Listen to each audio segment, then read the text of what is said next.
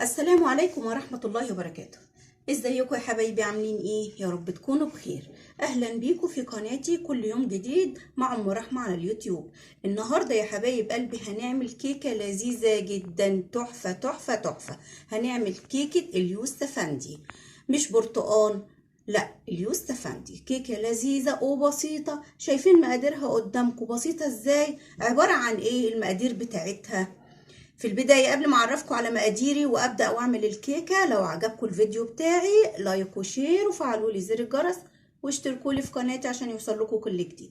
يلا بينا اعرفكم على مقاديري اللي انا هستخدمها للكيكة.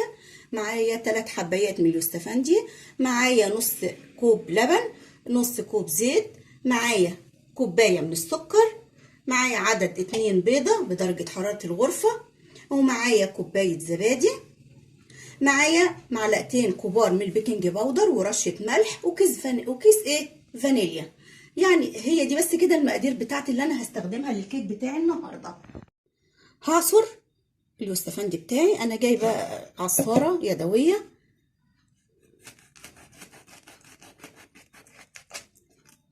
قسمتها نصين كده، احوش البذر بس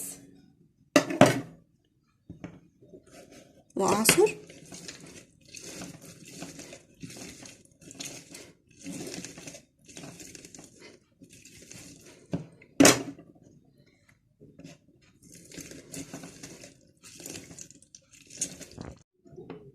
عصرته طلع نص كوبايه زي ما انتم شايفين كده. ابدا بقى ايه اجهز الكيك بتاعي. احط البيض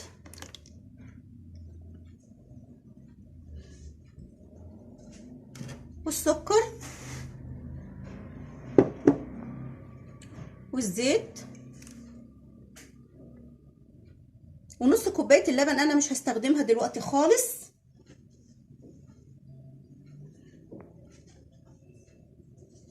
والزبادي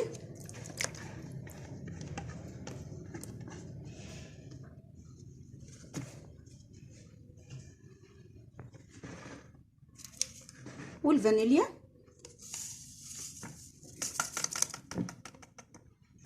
واقلب بقى كده ايه الخليط الحلو قوي ده.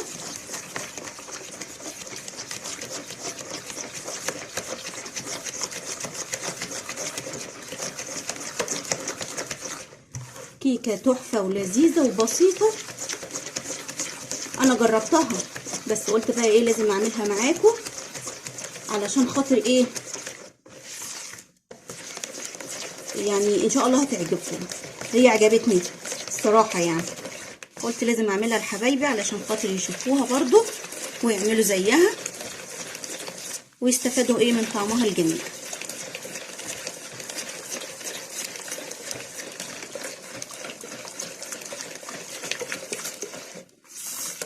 جبت السكر كده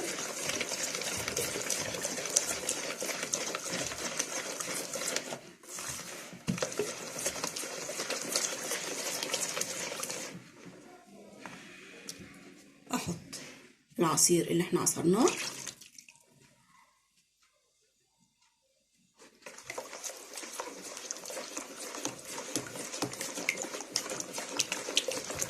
ريحه الخليط اللي احنا عاملينه تحفه بجد. انتوا متخيلين يعني الدقيق احطه كله مره واحده واحط رشه الملح والبيكنج باودر. رشه الملح دي برضو بتظبط الكيك، بتظبطها قوي. هقلب بقى الخليط كويس جدا جدا جدا لغايه ما الدقيق اللي معايا ده يختفي خالص.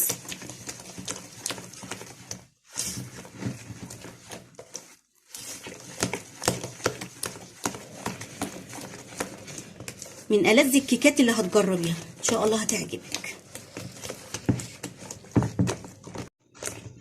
شايفين الخليط؟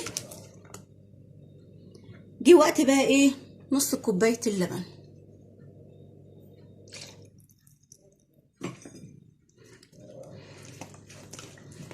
شايفين بقى الكيكه الجميله دي لبن وزبادي وسكر وبيض، يعني تحفة تحفة يا جماعة. تخيلوا بقى طعمها كده. عارفين انا اما جربتها لقيتها طعمها حلو، قلت بقى ايه لازم اجربها معاكم.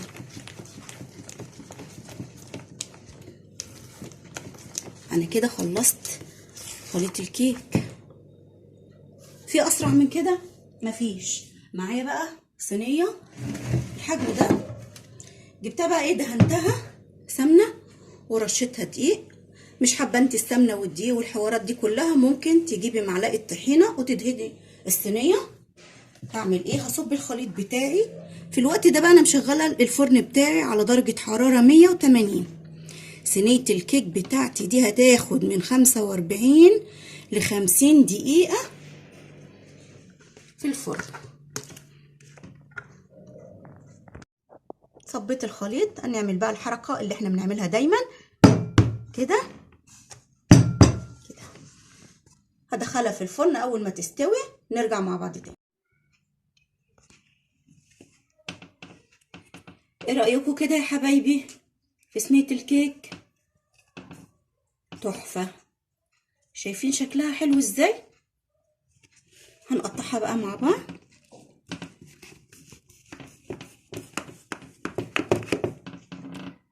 اوعوا تقطعوا كيك وهو سخن، لا لازم ايه يطلع من الفرن وتسيبوه كده ايه يبرد تماما عشان تقدري ايه تقطعيها كويس. لو قطعتيها وهي سخنه هتتهري منك وهتبقى شكلها مش ظريف. انا كده ايه قطعت الكيك بتاعي. بسم الله بسم الله الرحمن الرحيم. بسم الله ما شاء الله. ايه الجمال ده؟ شايفين؟ ايه رايكم؟ وريحتها خطيره.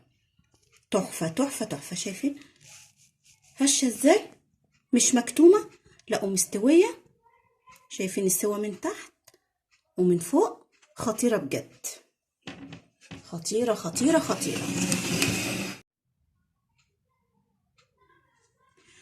قطعت بقى كده صينيه الكيكه بتاعتي، حطيتها في طبق التقديم زي ما انتم شايفين. ريحتها حلوه قوي، طعمها جميل جدا، والشكل بقى ايه زي ما انتم شايفين قدامكم، انتوا اللي تحكموا بنفسكم. يعني اقول لكم ايه، انا كده الفيديو بتاعي خلص. يا حبايب قلبي، اتمنى كده من كل قلبي ان الفيديو بتاعي يعجبكم ويكون خفيف كده ونقدر كلنا نستفاد من بعضينا. في نهاية الفيديو يا حبايبي، اذا عجبكم الفيديو بتاعي لايك وشير وفعلوا لي زر الجرس واشتركوا لي في قناتي عشان يوصل لكم كل جديد. اشوفكم على خير يا حبايبي، مع السلامة.